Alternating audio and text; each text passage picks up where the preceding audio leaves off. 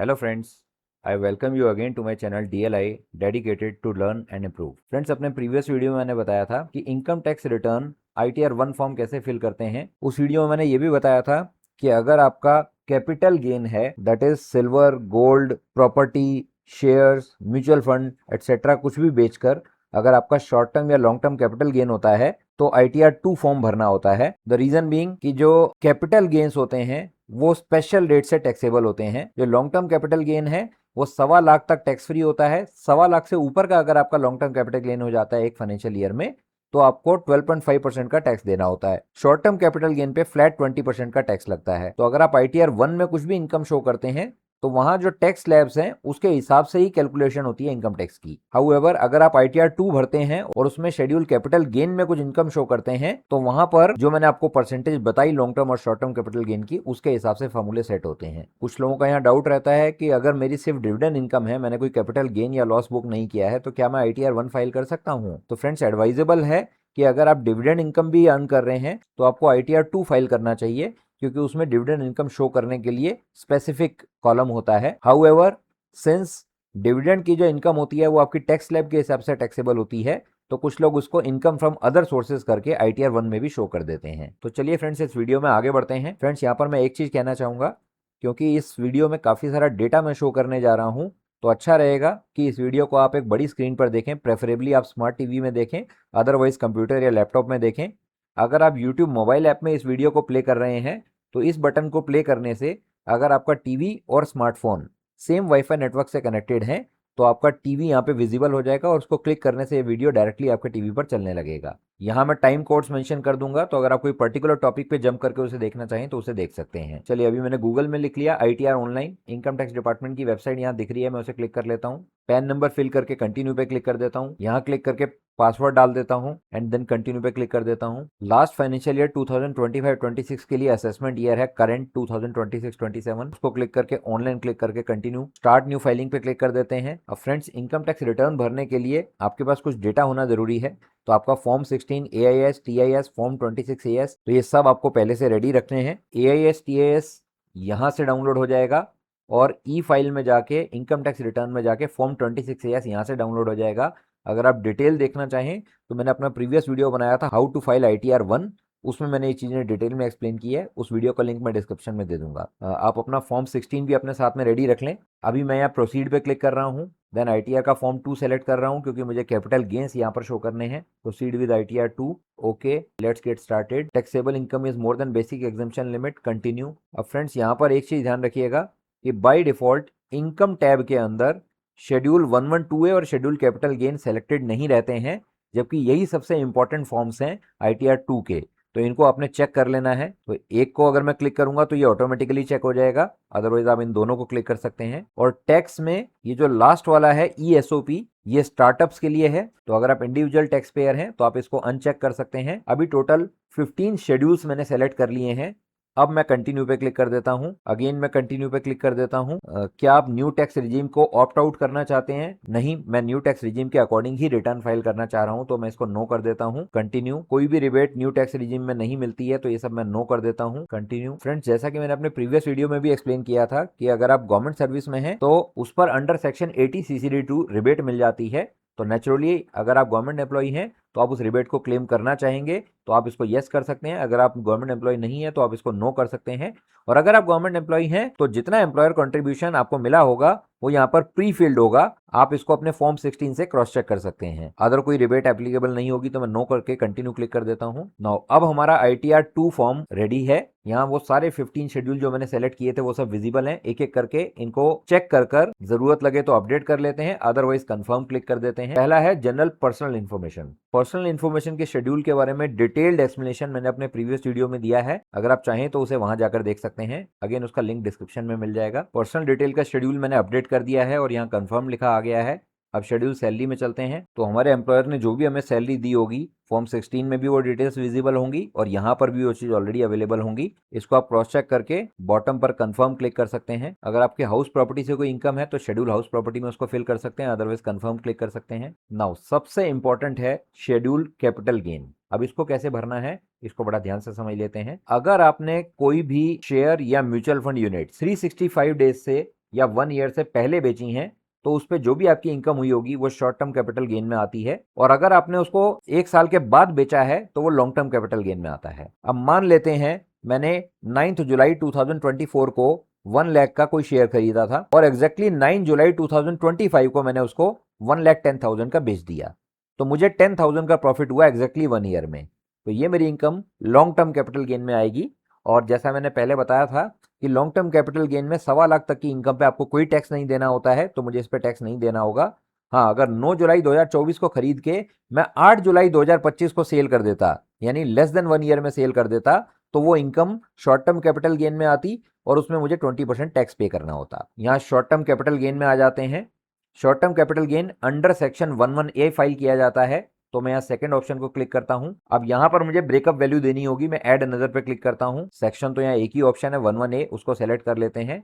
Now full value of consideration. अब मैंने जो शेयर या म्यूचुअल फंड बेचे होंगे, और अगर मान लीजिए मैंने गोल्ड सिल्वर भी रखे हुए थे उसको भी मैंने बेचा है और उससे मुझे शॉर्ट टर्म गेन हुआ है, तो उन सबका टोटल यानी जो सेल वैल्यू है वो आपको यहाँ पर शो करनी है। फ्रेंड्स, जैसा कि अपने प्रीवियस वीडियो में भी मैंने एक्सप्लेन किया था कि इट विल बी ग्रेट अगर आप एक्सेल में सारा रिकॉर्ड मेंटेन कर लेते हैं। उससे आप ये भी समझ जाएंगे कि कैलकुलेशंस कैसे होती हैं, इनकम टैक्स कैसे कैलकुलेट होता है, और अगर एक्सेल कैलकुलेशन और इनकम टैक्स पोर्टल में दिखा रही कैलकुलेशन में कुछ मिसमैच है तो आप उसका रीजन ढूंढेंगे। दैट वे गलती होने की पॉसिबिलिटी काफी कम हो जाती है। फ्रेंड्स, इन फील्ड्स को मैं ब्रीफ में एक्सप्लेन कर देता हूं ताकि अगर आप चाहें तो सिमिलर तरीके से आप भी अपनी एक एक्सेल शीट बना लें। ग्रॉस इनकम मैंने यहाँ पर शो कर दिया, लेट्स से 15 लाख मैंने एग्जांपल के लिए ले लिया है। मान लीजिए कुछ आपको एरियर्स मिले होंगे वो 1 लाख के थे। अगर आप गवर्नमेंट एम्प्लॉई हैं तो मैं मान लेता हूं कि एम्प्लॉयर कंट्रीब्यूशन आपका 1,50,000 है। अगर नहीं तो आप इसको जीरो कर सकते हैं। टोटल इनकम इन सब का सम कर कर आ गई ये, तो इनमें मैंने सम का फॉर्मूला लगा दिया है। Standard deduction under section 16(1)(a) 75,000 की एप्लीकेबल होती है, वो यहाँ पर लेस हो गई है। मान लीजिए कि एफडी से आपका 50,000 का और सेविंग बैंक से आपका 5,000 का इंटरेस्ट आया, तो टोटल इंटरेस्ट इनकम आपकी ये हो गई जो कि अदर सोर्सेज के अंदर विजिबल होगी इनकम टैक्स रिटर्न में। Dividend income. अब फ्रेंड्स, ये जो डिविडेंड इनकम है, और मैं नीचे जाकर दिखाता हूं, ये जो शॉर्ट टर्म और लॉन्ग टर्म कैपिटल गेन है उसके लिए मैंने एक अलग से टैब क्रिएट कर दिया है, शेयर्स एंड म्यूचुअल फंड्स। इस पे क्लिक करते हैं। अब यहां मैंने सैंपल के लिए कुछ शेयर्स के नाम लिख दिए हैं और रैंडम कुछ डिविडेंड अमाउंट मैंने यहां पर मेंशन कर दिया है जो कि आपको मिला हो सकता है। आपका जो भी ब्रोकर है ग्रो, जीरोधा, अपस्टॉक्स, तो आप अप्रैल के फर्स्ट वीक में जाएंगे तो वहां डाउनलोड्स में P&L स्टेटमेंट यानी प्रॉफिट एंड लॉस स्टेटमेंट वो डाउनलोड हो जाता है। उसमें पूरी डिटेल्स रहती हैं, और बेस्ट तो ये रहेगा कि ये सारी डिटेल अगर आप रेगुलर एक्सेल में मेंटेन करने की आदत डाल लें तो एक बार की मेहनत है, उसके बाद आपका रिकॉर्ड बहुत इजीली मैनेज हो जाएगा। अगर आप अपने ब्रोकर की ऐप या साइट से एक्सेल शीट डाउनलोड कर लेते हैं तो ये जो आपका डिविडेंड इनकम है ये किस किस मंथ में आपको मिला है वो विजिबल होगा। अकॉर्डिंगली आप इसका ब्रेकअप क्वार्टरली यहां पर शो कर सकते हैं, जैसा कि मैंने डेट यहां पर शो की है, क्योंकि इसी फॉर्मेट में ये डिटेल इनकम टैक्स पोर्टल पे भरना एक्सपेक्टेड रहता है अगर आप चाहते हैं कि under section 234B and 234C आपको पेनल्टी ना पे करनी पड़े। ये क्या होते हैं और इसमें पेनल्टी कैसे कैलकुलेट होती है ये मैंने अपने ITR 1 के वीडियो में एक्सप्लेन किया है, आप चाहें तो उसे जाकर देख सकते हैं। यहाँ जो मैंने क्वार्टर वाइज डिविडेंड मेंशन किया है उनके सम का फॉर्मूला लगा लिया है, आप देख सकते हैं सम ऑफ D4 to H4, ताकि मैं क्रॉस चेक कर सकूं कि जितना डिविडेंड मुझे एक्चुअली मिला है क्वार्टर वाइज ब्रेकअप करके भी उतना ही आ रहा है ना, कुछ छूट तो नहीं गया। और लास्टली ये डिविडेंड का टोटल और क्वार्टरली ब्रेकअप का जो सम है वो भी मैच करना चाहिए। तो ये डिविडेंड का इस तरह से ब्रेकअप हो गया। Now short term capital gain जो कि अंडर सेक्शन 11A फिल किया जाता है, तो इस सैंपल कैलकुलेशन शीट में जिन जिन शेयर में मैं मान लेता हूं कि मुझे शॉर्ट टर्म कैपिटल गेन मिला होगा उनका मैंने कुछ कॉस्ट प्राइस, कुछ सेल प्राइस, ये सब मेंशन कर दिया है और इनका डिफरेंस करके मैंने शॉर्ट टर्म कैपिटल गेन निकाल लिया है और इसका टोटल का फॉर्मूला मैंने यहां लगा दिया है। तो टोटल फाइनेंशियल ईयर में मुझे लेट से 4,500 का शॉर्ट टर्म कैपिटल गेन हुआ। अब अगर आप ये रिकॉर्ड मेंटेन नहीं करते हैं तो by default income tax department का सॉफ्टवेयर क्या करता है कि सारे गेन को फर्स्ट क्वार्टर में ही दिखा देगा, और अगर आपने उस पर एडवांस टैक्स पे नहीं किया होगा तो सेक्शन 234C के अंडर 1% पर मंथ की पेनल्टी आपको पे करनी होगी। यानी आप अगले साल जुलाई में अगर पेमेंट करते हैं तो आपको 13% का पेनल्टी पे करना होगा। फर्दर फाइनेंशियल ईयर कंप्लीट होने के बाद 1% पर मंथ के हिसाब से अंडर सेक्शन 234B में एडिशनल पेनल्टी पे करनी होगी। तो it is in your interest कि अगर आपका कैपिटल गेन सिग्निफिकेंट है तो आप उसका क्वार्टरली ब्रेकअप का रिकॉर्ड मेंटेन करें सो दैट आपको अननेसेसरी पेनल्टी पे ना करनी पड़े। फ्रेंड्स, बड़ा सिंपल सा लॉजिक है कि अगर मान लीजिए मेरा कुछ कैपिटल गेन यहां हुआ है यानी मार्च में हुआ है, तो अगर सॉफ्टवेयर उसको बाय डिफॉल्ट यहां शो करेगा तो मैं अननेसेसरीली उस पर 13 मंथ्स का पेनल्टी पे करूंगा।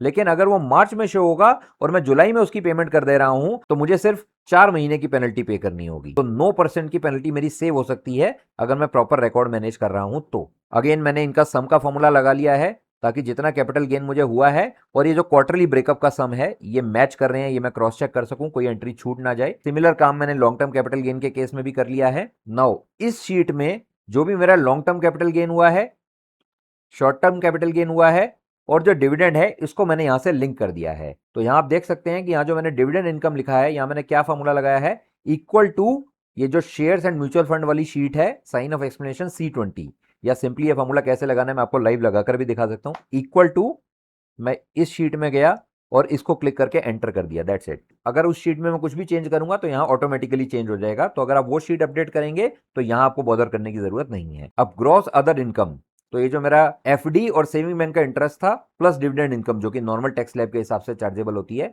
इनका सम का फॉर्मूला मैंने यहां पर लगा लिया है। अगर गवर्नमेंट एम्प्लॉइज के केस में एम्प्लॉयर कंट्रीब्यूशन मिल रहा है तो अंडर सेक्शन 80 CCD2 उस पर पूरी ही रिबेट मिल जाती है। तो ये माइनस करके मैंने यहाँ पे ग्रॉस इनकम निकाल ली है और ये टैक्स स्लैब्स के हिसाब से मैंने इनकम टैक्स की कैलकुलेशन कर ली है। तो इनकम टैक्स पेबल बन रहा है इतना। नाउ नीचे जो शॉर्ट टर्म और लॉन्ग टर्म कैपिटल गेन है इनको भी मैंने इस शीट से लिंक कर दिया है, जैसे मैंने ऊपर डिविडेंड को लिंक किया था। और शॉर्ट टर्म का 20% और ये लेस देन 1.25 है तो इसका जीरो टैक्स मैंने यहां पे शो कर दिया है। यहां आप देख सकते हैं इक्वल टू F38 इंटू 0.2, यानी जितना मेरा शॉर्ट टर्म कैपिटल गेन था उसका 20% और यहां मैंने जीरो कर दिया है। मान लीजिए कि आपका लॉन्ग टर्म कैपिटल गेन जो है वो 1,30,000 है, तो यहां अब जीरो नहीं रहेगा लॉन्ग टर्म कैपिटल गेन। तो मैं फॉर्मूला लगा देता हूं, इक्वल टू जितना मेरा कैपिटल गेन हुआ है माइनस 1,25,000 इंटू 12.5%, एंटर कर देता हूं। तो यहां long term capital gain calculate हो गया है और ये मेरा टोटल कैपिटल गेन है, यानी मेरा ये वो गेन है जो कि नॉर्मल टैक्स स्लैब के हिसाब से चार्जेबल नहीं होता, जो स्पेशल रेट से चार्जेबल होता है। इन सब का टोटल करके मेरा जो टोटल टैक्स पेएबल है वो इतना है और उसके ऊपर 4% सेस लगा के टैक्स पेएबल है वो इतना है। पोर्टल बार आप जाएंगे तो वहां अगर कोई 234 बी और सी की पेनल्टी दिखा रहा है तो वो अमाउंट यहाँ पे आप एज इट इज मेंशन कर सकते हैं और इन दोनों का सम करके नेट टैक्स पेएबल इतना है। यहाँ मैंने कुछ एजम्पशंस ले ली हैं कि आपके एम्प्लॉयर ने कुछ टीडीएस डिडक्ट किया है, बैंक ने एवरी इंटरेस्ट के अगेंस्ट कुछ टैक्स डिडक्ट किया है और आपने कुछ एडवांस टैक्स भी पे किए हैं, तो आपने टोटल इतना टैक्स पे कर दिया। नेट टैक्स पेएबल इतना है जो कि नियरेस्ट मल्टीपल ऑफ 10 में राउंड ऑफ करके इतना आता है, तो इतना टैक्स आपको पे करना होगा। तो फ्रेंड्स आप भी चाहें तो इस तरह की एक एक्सेल शीट मेंटेन कर सकते हैं। अब मैं वापस आ गया हूं आईटीआर फाइलिंग वाले पेज पर, तो यहां मैं शॉर्ट टर्म कैपिटल गेन को क्लिक करता हूं। नंबर 2 क्लिक करने पर यहां ऐड अनदर आएगा, सेक्शन एक ही है 111A, full value of consideration. यहां आपने टोटल सेलिंग प्राइस मेंशन करना है। तो अपनी इस एक्सेल शीट पर चलते हैं, शॉर्ट टर्म कैपिटल गेन, ये है मेरा टोटल सेल प्राइस, मैं उसको यहां पर मेंशन कर देता हूं। Cost of acquisition without indexation, तो इसको एक्वायर करने में मेरा कुछ खर्चा हुआ होगा, यानी मेरा कॉस्ट प्राइस है 25,000, उसको यहां मेंशन कर देते हैं। क्लिक करते हैं तो इनका डिफरेंस करके 4500 का शॉर्ट टर्म कैपिटल गेन ये कैलकुलेट कर लेगा। अपनी एक्सेल से क्रॉस चेक कर लेते हैं कि मेरा शॉर्ट टर्म कैपिटल गेन इतना ही था इस लास्ट फाइनेंशियल ईयर में। अब इसको सेव कर लेते हैं। अब ये सारी डिटेल यहां पर फिल हो गई हैं। नेक्स्ट हम आगे बढ़ते हैं long term capital gain. Long term capital gain section 112 के अंतर्गत फाइल किया जाता है। तो यहां मैं सीरियल नंबर 3 पे क्लिक करता हूं, एडिट में जाता हूं और यहां पर शेड्यूल 112A का लिंक है, इसको क्लिक करके वो डिटेल मैं यहां पर भर देता हूं। Add another. फ्रेंड्स अगर आपने 31 जनवरी 2018 से पहले कोई शेयर बाई किए थे तो उस समय long term capital gain zero था, इसीलिए यहाँ दो फील्ड्स हैं कि आप बताइए कि जिन शेयर से आपने long term capital gain book किया है वो आपने 31 जनवरी 2018 से पहले परचेज किए थे या बाद में किए थे। तो मैं आफ्टर 31 जनवरी 2018 सेलेक्ट कर लेता हूं और ये फील्ड अपने आप ग्रे हो गए। अब यहां है फुल वैल्यू ऑफ कंसिडरेशन, यानी मेरा सेल प्राइस कितना था long term capital gain earn करने के लिए। मैं अगेन एक्सेल में आ गया हूं, तो मेरा सेल प्राइस था 10,066 और मेरा कॉस्ट ऑफ एक्विजिशन था 8,916। ये दोनों मैं फिल कर देता हूं और क्लिक करता हूं तो ये देखिए 1150, ये मेरा long term capital gain auto calculate हो गया है। अपनी एक्सेल शीट से इसको क्रॉस चेक कर लेते हैं। 1 रुपीज का डिफरेंस आ रहा है, डजंट मैटर, क्योंकि वैसे भी इनकम टैक्स डिपार्टमेंट 10 के मल्टीपल्स में ऑलरेडी राउंड ऑफ करता ही है। मैं यहाँ सेव पर क्लिक कर देता हूँ। अब देखिए ये सारा डेटा यहाँ पर फिल होकर आ गया है और मैं इसको कंफर्म पे क्लिक कर देता हूं, अगेन सेव पे क्लिक कर देता हूं। नाउ मैंने यहां पर शॉर्ट टर्म कैपिटल गेन की इंफॉर्मेशन फिल कर दी है और यहां पर लॉन्ग टर्म कैपिटल गेन की इंफॉर्मेशन फिल कर दी है। फ्रेंड्स एक छोटी सी चीज मैं यहां पे मेंशन करना चाहूंगा कि जिन लोगों ने लास्ट ईयर में बाईबैक में पार्टिसिपेट किया होगा, पर्टिकुलरली जो इन्फोसिस का बाईबैक आया था 2025-26 में, तो उसमें जो भी आपका परचेज प्राइस था आप यहां पर उसको कैपिटल लॉस की तरह फिल कर सकते हैं, और जो भी आपको सेल वैल्यू मिली होगी उसको आप अपनी डिविडेंड इनकम की तरह शो कर सकते हैं। बाईबैक के रूल्स लास्ट फाइनेंशियल ईयर में ही अनाउंस हुए थे, अब वो चेंज होकर सिंप्लीफाई हो चुके हैं, तो नेक्स्ट ईयर ऑनवर्ड्स इसकी जरूरत नहीं पड़ेगी। तो फ्रेंड्स 4500 का मैंने short term capital gain show किया था, 1150 का मैंने long term capital gain show किया है, ये मेरा टोटल कैपिटल गेन है। नाउ लास्ट में है इन्फॉर्मेशन अबाउट एक्रूअल या रिसीट ऑफ कैपिटल गेन, मैं इसको क्लिक करता हूं। अब वो जो मैं आपको एक्सेल में शो कर रहा था कि क्वार्टरली बेसिस पे आपने शॉर्ट टर्म कैपिटल गेन कौन कौन से क्वार्टर में अर्न किया है और लॉन्ग टर्म कैपिटल गेन कौन कौन से क्वार्टर में अर्न किया, उसको आप यहां शो कर सकते हैं। मैं आपको एक फिल करके दिखा देता हूं। तो ये मेरा शॉर्ट टर्म कैपिटल गेन का ब्रेकअप है। 15 जून तक मैंने 0 short term capital gain earn किया। थर्ड क्वार्टर में 16 सितंबर से 15 दिसंबर वाले में मैंने 2500 का short term capital gain book किया। तो यहां पर मैं 2500 का गेन शो कर देता हूं। आगे स्क्रॉल करता हूं, शॉर्ट टर्म में नेक्स्ट क्वार्टर में भी मेरा 2000 का गेन है, तो उसको मैं यहां शो कर देता हूं।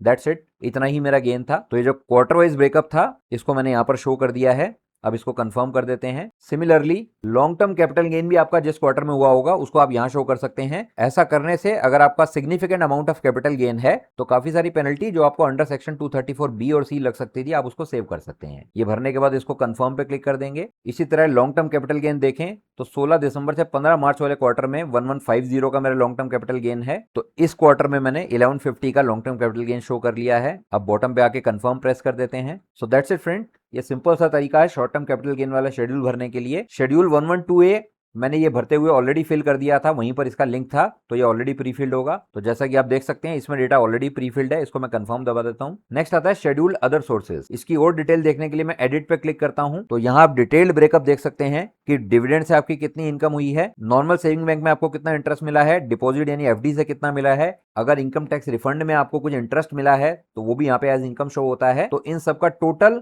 इनकम फ्रॉम अदर सोर्सेज में आपको विजिबल होगा। तो अगर आपके एआईएस, टीएएस, फॉर्म 26AS या अगर आपने इंटरेस्ट स्टेटमेंट डाउनलोड किया है या बैंक से सर्टिफाइड कॉपी ली है तो उससे अगर ये मैच कर रही है तो आप सेव दबा के आगे बढ़ सकते हैं। और जैसा कि कैपिटल गेन में था, यहां भी बॉटम पे ब्रेकअप अगर आप चाहें तो दे सकते हैं। आप देख सकते हैं बाय डिफॉल्ट जो भी डिविडेंड इनकम थी वो यहाँ पे फर्स्ट क्वार्टर में शो की गई है, जबकि ऐसा है नहीं। जो डिविडेंड यहाँ पर मिला था वो अलग अलग क्वार्टर्स में मिला था, but by default income tax department उसको फर्स्ट क्वार्टर में शो कर देता है और उस पर आपको पेनल्टी भी पे करनी पड़ सकती है 234 बी और सी सेक्शन के अंतर्गत। तो जैसा कि पहले भरा था, आप क्वार्टरली बेसिस पे आपका कितना कितना डिविडेंड अर्न हुआ है उसकी डिटेल यहां पर फिल कर सकते हैं और उसके बाद बॉटम पे जाके कंफर्म प्रेस कर देंगे। नेक्स्ट है शेड्यूल CYLA। इसमें जो भी आपकी salary, income, short term capital gain, long term capital gain जो आपने शो किया था वो सारा यहाँ पे विजिबल होगा। यहाँ कंफर्म पे क्लिक कर देंगे। शेड्यूल BFLA, इसमें भी वो डिटेल फील्ड है और अगर आपने लास्ट ईयर रिटर्न फाइल करते समय कुछ लॉस शो किया था तो वो यहाँ पे एडजस्ट हो जाएगा, वो यहाँ पे विजिबल होगा, और नहीं है तो आप बॉटम पे जाके सीधा कंफर्म प्रेस कर सकते हैं। नेक्स्ट है schedule CFL, carry forward of losses. तो लास्ट ईयर के अगर आपके कोई लॉसेस थे तो उनकी डिटेल यहाँ विजिबल होंगी, बॉटम पे आके इसको भी आप कंफर्म प्रेस कर सकते हैं। नेक्स्ट है शेड्यूल SI। यहाँ वो इनकम मेंशन होगी जो स्पेशल डेट पे चार्जेबल है, जैसे लॉन्ग टर्म कैपिटल गेन और शॉर्ट टर्म कैपिटल गेन। तो जो आपने प्रीवियस भरा था और उसके ऊपर 20% और 12.5% के हिसाब से कितना इंटरेस्ट पेएबल है वो कैलकुलेशन ऑटोमेटिकली हो जाएंगी। उसको अपनी एक्सेल शीट से क्रॉस वेरीफाई करने के बाद आप कंफर्म प्रेस कर सकते हैं। नेक्स्ट है शेड्यूल 6A। यहाँ पार्ट बी में वेरियस सेक्शंस के अंडर आपको क्या क्या रिबेट मिल रही है वो शो करता है। तो आप यहाँ देख सकते हैं, क्योंकि मैं न्यू टैक्स रिजीम में इनकम टैक्स रिटर्न फाइल कर रहा हूं इसलिए सारी डिडक्शंस जीरो हैं। 80 CCD 2। तो जैसा कि मैंने पहले बताया था कि अगर आप गवर्नमेंट एम्प्लॉई हैं और आपने नेचर ऑफ एम्प्लॉयमेंट में सेंटर या स्टेट गवर्नमेंट एम्प्लॉई मेंशन किया है तो आपको यहाँ पर कुछ डिडक्शन विजिबल होगी, अदरवाइज यहाँ भी जीरो रहेगा। बॉटम पे जाके कंफर्म प्रेस कर सकते हैं। नेक्स्ट शेड्यूल AMTC, इसमें कोई फील्ड आपके भरने के लिए नहीं होगा, आप बॉटम पर आकर कंफर्म क्लिक कर सकते हैं। नेक्स्ट है कंप्यूटेशन ऑफ टोटल इनकम। अब यहाँ पूरा ब्रेकअप होगा कि आपको सैलरी हेड में कितना अमाउंट मिला है, आपका कैपिटल गेन कितना है, इनकम फ्रॉम अदर सोर्सेज कितनी है और टोटल हेडवाइज इनकम कितनी बन रही है। एक्सेल शीट से क्रॉस वेरीफाई करने के बाद इस पे कंफर्म क्लिक कर सकते हैं। नेक्स्ट है टैक्स पेड। पहला है tax deducted at source from salary. तो आपके एम्प्लॉयर ने जो भी अमाउंट आपको पे किया और उसमें से जितना भी TDS डिडक्ट करके इनकम टैक्स डिपार्टमेंट के पास जमा कराया वो यहाँ पर विजिबल होगा। आप अपने फॉर्म 16 से इसको क्रॉस चेक कर सकते हैं। नेक्स्ट है tax deducted at source on income. तो आपकी जो अदर इनकम है, जैसे अगर आपको कुछ FD का इंटरेस्ट मिलता है तो जैसा कि मैंने प्रीवियस वीडियो में एक्सप्लेन किया था कि बैंक जो 10% डिडक्ट करता है वो टीडीएस यहाँ पर मेंशन्ड होगा, उसको आप एएस, टीएएस, फॉर्म 26 और अपने इंटरेस्ट स्टेटमेंट से क्रॉस चेक कर सकते हैं। लास्ट है advance tax and self assessment tax. तो अगर आपने लास्ट ईयर कुछ एडवांस टैक्स फिल किया होगा तो उसकी डिटेल यहाँ पे अवेलेबल होंगी। तो अगर आपने एडवांस टैक्स जमा किया था तो उसके चालान में जो अमाउंट लिखा है उससे आप इसको क्रॉस चेक कर सकते हैं और लास्ट में कंफर्म प्रेस कर सकते हैं। ये शेड्यूल इंडिविजुअल्स के लिए एप्लीकेबल नहीं है, स्टार्टअप्स के लिए है।